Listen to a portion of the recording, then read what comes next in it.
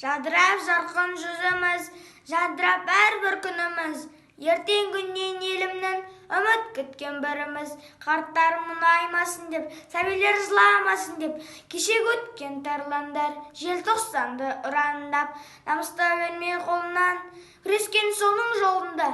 Елім деп кеткен ерлерім, еркіндікті сендер әперген, еңсесі биік елорда, мәңгілік ел бол қашанда. Көктегі туым желбіреп, көк аспанда қыран құс самғай бер әлі биікте. Тыныштық бейбіт заман бол, тәуелсіздік елім аман бол. Әлихан Бөкейхан атындағы орта мектебінің 3-ші В сынып оқушысы Бұрхан Әлихан.